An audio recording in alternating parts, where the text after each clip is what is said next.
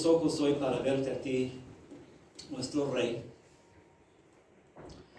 Oh Jesús, te pido que seas siempre nuestro sostén en las tinieblas, en las tentaciones, en lo duro de esta vida. Ayúdanos a amarte con todo el corazón, con toda la mente, hoy y siempre. Y esto pedimos en tu santo nombre. Amén. Bueno, vamos a tomar nuestros asientos ahora y vamos a abrir nuestras Biblias. Vamos a ir al libro de Lucas, hoy Lucas 19. Los que han estado siempre con nosotros, ya desde el año pasado estamos en este libro de Lucas y hoy vamos a página 1096. Página 1096. Hace como un mes más o menos estuvimos en capítulo 19 de Lucas y saltamos esos versículos porque dije, pues ya muy pronto se acerca lo del Domingo de Ramos y nos tocará estudiar esos versículos ese día. So Luke 19 in English, tonight we're going to read about Palm Sunday, Lucas 19, y vamos a leer hoy de 28 hasta 48, hasta donde termine el capítulo, la historia de la entrada triunfal de Cristo. Hoy nos toca hablar de las emociones que tenemos como seres humanos. Domingo de Ramos hubo mucha emoción y parte de ser humano es vivir emociones. De niños, seguro todos aquí teníamos días con mucha emoción, pensando en algo, tal vez un cumpleaños, tal vez Navidad. A veces a lo mejor preguntamos a nuestros padres diciendo, ¿cuántos días más hasta mi cumpleaños? ¿Cuántas veces tengo que dormir hasta que vayamos a tal lugar, ¿verdad? O hasta que llegue alguien. Tal vez ahora tu emoción es terminar la temporada. Ya estás contando los días tal vez, ¿verdad? De niños tenemos las cosas que nos hacen sentir felices y también de grandes. Pero también de grandes a veces sentimos más también las tristezas. De niños también, ¿verdad? Algunos han vivido cosas difíciles cuando estábamos chiquitos, pero ya de grandes a veces cosas que nos pesan, cosas de hecho que rompen el corazón y nos hace sentir a veces muerte en vida. Y esto es algo muy difícil cuando nos toca vivir esto. Esta historia, hoy, Domingo de Ramos, vamos a tratar de entender la emoción de la gente, por qué tan emocionada la gente, pero también la emoción de Jesús, porque es algo sorprendente lo que vamos a leer hoy de las emociones de Jesús en ese día. Pero también vamos a terminar nuestro tiempo hoy pensando en el regreso de Jesús. Como saben, aquí entendemos nuestras vidas y también nuestro mundo por lo que dice la Biblia. Y la Biblia dice, no aquí en Lucas 19, pero en otros lados, dice que Jesús vino una vez como rey. En aquel entonces, hace 2000 años, pero que va a regresar otro día. Y quiero terminar nuestro tiempo hoy pensando en esto, la segunda venida del Rey Jesús y las emociones que va a existir en el mundo la segunda vez que venga. Entonces vamos a leer hoy en versículo 28, hablando de las enseñanzas de antes, versículo 28, hablando de la entrada triunfal, dice, dicho esto, Jesús siguió adelante, subiendo hacia Jerusalén, y cuando se acercó a dos lugares, Betfagé y a ¿dónde? Betania, junto al monte llamado de los Olivos, envió a 2 de sus discípulos con este encargo. Entonces vamos a tratar de entender esto. Encontré mapas que puse aquí en la pantalla para que veamos y tratemos de entender dónde pasa todo esto aquí en nuestro mundo con las banderas de los países diferentes. Aquí estamos hablando, aquí es África, aquí Europa, Italia, aquí la nación de Israel está aquí en esta parte del mapa y quiero que nos enfoquemos aquí. Esto es el mundo del Mediterráneo, aquí África, aquí Italia, entonces aquí estamos hablando de toda esta parte aquí que es Israel. Y si nos enfocamos un poquito más, nada más en esta zona, aquí está el Mar Muerto, allá, aquí Mar Mediterráneo, aquí la gran ciudad de Jerusalén, y aquí estos dos lugares, Betania y Betfagé. Betfagé es como tipo aldea, Y realmente esos lugares no están muy lejos. Aquí otra foto en inglés esta vez, pero te da la idea de que hay cerros ahí como tipo montañitas. Y aquí está la ciudad de Jerusalén, aquí está el templo, y aquí está el monte de los olivos. No está muy lejos. Aquí está Betania, en inglés Bethany, aquí Bethfage o Bethphage en inglés. Y aquí puedes ver que este pueblo de Betania está aquí abajo. Subes, aquí es una subidita, llegas a la aldea de Bethfage y luego hay otra bajada como una quebrada entre aquí y la ciudad de Jerusalén. Y todo esto tiene que ver con nuestra historia de hoy, porque cuando leemos aquí, dice que Jesús estaba ahí cerca a Bethfage y a Betania, junto al monte llamado de los Olivos. Más o menos tenemos una idea, ¿no? ¿Cómo es esto? ¿Cómo fue el viaje ese día? Y habla aquí de subidas y de bajadas. Pues aquí podemos ver ya la subida a Bethfage y la bajada a la quebrada para subir otra vez a Jerusalén. Pero es importante ver esto porque también llegando más o menos aquí tienes una mirada y puedes ver a toda la ciudad de Jerusalén. Y esto en parte vamos a leer esto en la historia de hoy, y por eso puse aquí en el mapa esto de la historia. Entonces están abajo en versículo 29, están abajo aquí en Betania, y Jesús ahí está diciendo a sus discípulos, o les da el encargo, versículo 30, vamos a seguir leyendo, y Él les dice, vayan a la aldea que está enfrente, es decir, en Bethfage, y al entrar en ella encontrarán atado a un ¿qué? Burrito en que nadie se ha montado. Desátenlo y tráiganlo acá. Y si alguien les pregunta por qué se lo desatan, díganle, el Señor lo necesita. Fueron y lo encontraron tal como Él les había dicho. Cuando estaban desatando el burrito, los dueños le preguntaron, ¿por qué desatan el burrito? El Señor lo necesita, contestaron. Se lo llevaron pues a Jesús. Luego pusieron sus mantos encima del burrito y ayudaron a Jesús a montarse. A medida que avanzaba, la gente tendía ¿qué? Sus mantos sobre el camino. Y en otras partes de la Biblia, por ejemplo San Mateo o Marcos, habla también de cortaron las ramas, que también tendían ahí no solo la ropa, sino también las palmas, que tendían igual, y por eso viene el nombre Domingo de Ramos. Entonces, si seguimos más o menos la historia, viajando entre aquí y acá arriba, es donde la gente estaba ahí esperándolo. Mucha gente salió a su encuentro, y ahí es donde en el camino tendían sus mantos, tendían las ramas de las palmas. Y llegamos ahora al versículo 37, dice, al acercarse él a la bajada del monte de los olivos, todos los discípulos se entusiasmaron y comenzaron a alabar a Dios por tantos milagros que habían visto. Gritaban, y vamos a leer juntos versículo 38, bendito el Rey que viene en el nombre del Señor, paz en el cielo y gloria en las alturas. Y en otros libros dice también que ellos gritaban, Jesús, hijo de David. La semana pasada los que estuvieron aquí hablamos un poco de esto. ¿Okay? Entonces decían muchas cosas, bien emocionados, gritando muchas cosas. Y versículo 39 de la página que sigue dice, algunos de los fariseos que estaban entre la gente le reclamaron a Jesús, Maestro, reprende a tus discípulos. Pero él respondió, les aseguro que si ellos se callan, ¿qué? Gritarán las piedras. Es decir, hay mucha emoción, ¿no es cierto? Se siente aquí la emoción y la alegría de la gente. Y les pregunto, ¿por qué la emoción? ¿Por qué tan emocionada la gente?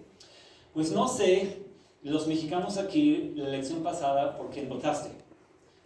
Pero algunos de ustedes seguro votaron por AMLO. Y te pregunto, ¿por qué votaste por él? ¿Qué es lo que él te había dicho, te había prometido de antemano para convencerte que él era el mejor candidato que existía en México en ese momento? Porque es lo que hacen los políticos, ¿no? Te dan promesas o ves algo en él que te hace votar por él y te sientes a veces muy emocionado. Dices, nuestro candidato es el mejor candidato, vamos a votar por él y él va a cambiar muchas cosas y las cosas van a ser muy buenas para nuestro país.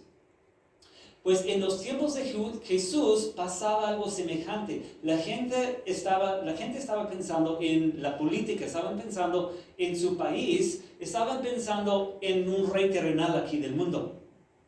Pensando Jesús sería un rey excelente para nuestro país. Si regresamos a la página antes, dice en versículo 37, al acercarse a él, a la bajada del monte de los olivos, todos los discípulos se entusiasmaron y comenzaron a alabar a Dios por tantos ¿qué? Milagros que habían visto. Entonces, ¿cuáles eran los milagros que habían visto? A los ciegos dio vista, ¿verdad? A los sordos dio oído. A los paralíticos dio poder caminar, ¿verdad? A algunos muertos dio vida. A los hambrientos comida. Y la Biblia dice, cuando dio de comer a los 5,000 hombres y aparte las mujeres y niños, tal vez unos 15,000 personas, dice que casi a fuerzas en ese momento la gente quería declararlo rey. Entonces siento que en parte como seres humanos, con el estómago lleno estamos bien contentos, ¿no? Y ellos en ese momento sí querían declararlo rey en ese momento, y ellos decían, queremos a este como nuestro rey. Imagínate tener un rey con esa clase de poder. Y eso es lo que están pensando, porque ellos en ese momento también estaban bajo el poder de Roma. Y no querían estar bajo el poder de Roma. Querían estar libres de su yugo. Si piensan ahorita en lo que está pasando en Ucrania, Rusia todavía no tiene el control de Ucrania, pero ellos quieren estar libres de esa opresión. La semana pasada leí un libro de hace unos 70 años más o menos en Holanda. Mis suegros son de Holanda. 5 años Holanda estuvo bajo el yugo de Hitler, de Alemania, de 1940 a 45. Y la vida fue sumamente difícil en ese entonces para la gente. Al principio no tan difícil, pero con tiempo se volvía más y más y más difícil para ellos. Porque él, queriendo tu casa, tú fuera de tu casa, hay que entregar la casa a ellos. Cualquier comida que tenías, para ellos. Tus animales, si querían tus animales, para ellos. Manejando tu coche, si ellos quieren tu coche, te quitan tu carro. Y cuando la gente ya no tiene carros y andaban en bicicletas, si querían tu bicicleta. Y cuando después la resistencia, los que estaban en contra de Alemania, comenzaron a veces a matar a soldados o capitanes, como tipo de venganza, entraban a un pueblo entero. Quitaron de las casas, de los hogares a cada uno de los padres y los dispararon frente a sus familias. Luego, cuando no había nada de comida, la gente comía camotes de tulipanes para sobrevivir. Quemaban todos sus muebles para calentar sus casas en el invierno. Y miles y miles y miles se murieron de hambre en Holanda. Y cuando llegaron los soldados canadienses y de los Estados Unidos para poner en libertad a los de Holanda, hubo una fiesta increíble para celebrar. De hecho, existe un video de la abuela de mi esposa subiendo a uno de los tanques de los canadienses cuando entró a su pueblo para darnos su libertad. Los de Israel en ese momento estaban bien hartos de la opresión, del yugo opresor de los romanos, y querían tener un rey. Y por eso la emoción de la gente en ese momento. Ellos en ese momento están diciendo, este es el rey que queremos. Y por eso estamos tan emocionados. Y por eso estamos gritando, Él es nuestro Mesías. Entonces ahora entendemos la emoción de la gente en ese momento. Pero ¿qué piensa Jesús? ¿Qué emociones tiene Jesús? En ese momento Jesús está diciendo, me siento excelente, gané la elección, gané los corazones de las gentes. Estoy súper contento, súper emocionado. ¿Así se siente Jesús? Pues leemos algo muy diferente. Versículo 41. Cuando se acercaba a Jerusalén, Jesús vio la ciudad. ¿Y qué? Lloró por ella. Y lloró por ella. De hecho, es una palabra muy fuerte. Ese de llorar es como de sollozar, así, de su corazón. De corazón, una tristeza terrible. Puedes ver que está aquí, en un lugar donde puede ver toda la ciudad. Y mira toda la ciudad y como que Dios Padre le da una visión de ver lo que está por venir a la ciudad. Y ve las caras de los hombres, mujeres, niños ahí en el día de su muerte. Y sigue hablando. En 42, dijo: ¿cómo quisiera que hoy supieras lo que te puede traer qué? Paz. Por eso ahora está oculto a tus ojos. Te sobrevendrán días en que tus enemigos levantarán un muro y te rodearán y te encerrarán por todos lados. Te derribarán a ti y a tus hijos de entre tus murallas, no dejarán ni una piedra sobre otra, porque no reconociste el tiempo en que Dios vino a ¿qué? Al salvarte. Porque ellos en este momento están pensando nada más en su país, en la política, en esta vida. Y no están pensando nada en lo espiritual. Y Jesús aquí está hablando de unos 40 años después. Roma cercó la ciudad, atacó la ciudad y destruyó a todos de la ciudad. Y esto fue un castigo de Dios para esa ciudad, porque en aquel entonces, ya no es así en nuestro tiempo, pero en aquel entonces en Israel, una de las promesas de Dios para Israel en el Antiguo Testamento fue: si tú sigues a Dios, si tú amas a Dios, si tú estás en los caminos de Dios, Dios te va a proteger. Pero si tú te olvides de Dios, van a pasar cosas feas a la nación de Israel. Ya no es así en nuestro tiempo. Por ejemplo, Ucrania, Dios no los está castigando por ser atacado por Rusia, pero en aquellos tiempos ellos andaban muy lejos de Dios. Y como un ejemplo, vamos a seguir leyendo para terminar el capítulo, 2 ejemplos. Luego entró en el, ¿dónde? Y el templo. ¿Para qué es el templo? Es para alabar a Dios. Es para acordarte de Dios. Es para servir a Dios. Es para decirle que lo amas, que lo vas a seguir. Luego entró en el templo y comenzó a echar de ahí a los que estaban ¿qué? Vendiendo. ¿Cuál era el Dios de ellos? El dinero. Escrito está, les dijo: mi casa será casa de oración, pero ustedes la han convertido en ¿qué? Imagínate, cueva de ladrones el templo. Su Dios en ese momento no fue el Dios viviente, fue el dinero. Seguimos leyendo 47. Todos los días enseñaba en el templo. Y los jefes de los, ¿quién? Sacerdotes, los maestros de la ¿qué? De la ley, y los dirigentes del pueblo procuraban ¿qué? Matarlo. Sin embargo, no encontraban la manera de hacerlo porque todo el pueblo lo escuchaba con gran interés. Esos líderes eran líderes espirituales. Cuando habla de expertos en la ley, no de la ley de Israel, sino de la ley de Dios. Uno de los mandamientos de la ley de Dios es: no matarás.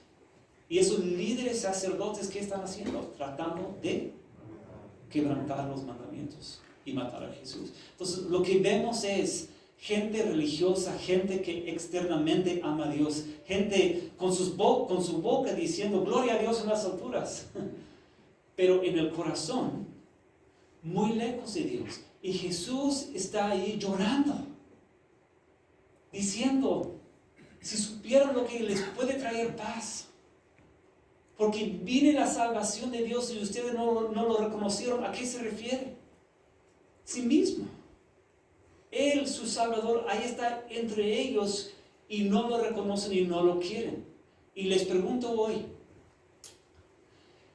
¿qué es lo que les habría traído paz a ellos? ¿Qué es lo que le hubiera dado a Jesús en ese momento en vez de lágrimas, gozo y alegría? Imagínate qué hermoso leer esto. Y Jesús llegó a ver la ciudad y se puso a llorar con alegría, porque la gente estaba preparada para ¿qué? Sería entregar sus vidas a Dios, de amarlo a Él de corazón. Esto es lo que le da gusto y alegría a Jesús. Un versículo de la Biblia, Hebreos 12, dice, fijemos la mirada en Cristo, quien por el ¿qué? ¿Cuál es la palabra? El gozo que le esperaba, ¿qué? Soportó la cruz, menospreciando la vergüenza que ella significaba. Aquí estamos hablando de Domingo de Ramos, pero se acerca el día viernes y Jesús está ahí, sí enfrentando dolor, sí enfrentando muerte en la cruz, pero dice que le espera un gozo. ¿Y cuál es su gozo? Su gozo es de pensar en las caras de hombres, mujeres y niños que pongan su fe en Él y se arrepienten de sus pecados, y Él les va a dar un reino eterno, no un reino aquí en la tierra. Les va a dar vida eterna. Algunos de los tiempos de Israel, pero también de nuestro tiempo. Los que estamos aquí y nuestros hijos y nuestros nietos. Esto es el gozo que le esperaba a Jesús. Esto es lo que le da gozo y alegría. Otro versículo de la Biblia que habla de lo mismo viene de Lucas 15. Les digo que así es también, ¿en dónde? En el cielo. Habrá más que alegría por un solo pecador que se arrepienta, que por los 99 justos que no necesitan arrepentirse. Habla del gozo en el cielo cuando uno se arrepiente. Y esto es lo que Jesús esperaba ver de su gente en el Domingo de Ramos. Externamente, muchos bien alegres, pero en sus corazones muchos andaban muy lejos de Él. Y te pregunto, hoy, ¿qué encuentra Jesús en nuestro mundo? ¿Y qué encuentra Jesús en nosotros? Hoy en muchos lugares del mundo hay desfiles, ¿verdad? Muchos niños están muy emocionados porque una semana sin clases, bueno, prácticamente por 2 años no han tenido clases, ¿verdad? Pero aún así seguro muchos niños están muy emocionados en estos días. Y por donde quiera hay desfiles y celebración en eso del Domingo de Ramos. Pero ¿qué piensa Jesús? ¿Qué siente Jesús cuando mira todo esto? Actividad religiosa, sí. Pero cuando mira en el corazón de los que están vivos hoy en nuestro planeta, cuando mira mi corazón, cuando mira tu corazón. ¿Y qué es lo que busca? Busca esto. ¿Te enfocas simplemente en lo de esta vida? ¿Te enfocas nada más en un reino terrenal? ¿Te enfocas en el dinero como ellos en su tiempo? ¿Y te olvidas de Dios y de las cosas de Dios? ¿Ha habido alegría en el cielo por ti? Es decir, tal fecha, tal lugar, tal vez el día 10 de abril 2022, fulano se arrepintió y puso su fe en Cristo y dijo, Jesús, te amo y quiero seguirte. Y en el cielo, alegría. Si eso no ha pasado, puede pasar por ti y por tu nombre. Esto es lo que Jesús quiere, eso es lo que le da alegría, pero es tristeza, pura tristeza para Él, cuando mira a las personas que deben saber y lo rechazan. Entonces, emociones, ¿verdad? Emociones. Quiero terminar pensando en el regreso de Jesús, porque la Biblia dice que un día va a regresar. Quiero terminar hablando de 2 versículos de la Biblia. Apocalipsis 6 habla de las personas que no creen en Cristo. Y no hubo mucho espacio, aquí no puse todo el versículo porque es bien largo, pero habla de todas las personas que han rechazado a Jesús. Y comienza hablando de reyes, de poderosos del mundo, también dice de ricos, pero también dice de pobres y de todos los que no han creído en Cristo. El día cuando Cristo regrese la segunda vez, todos gritaban a las montañas y a las peñas y dijeron, caigan sobre nosotros y escóndanos de la mirada del que está sentado, ¿dónde? En el trono. Y de la ira del quién. ¿Y quién es el Cordero? Es Jesús. Okay. La segunda vez cuando viene, vendrá para ver quién ha creído en Él. y quien no ha creído en Él. No vendrá así tan humilde en un burrito.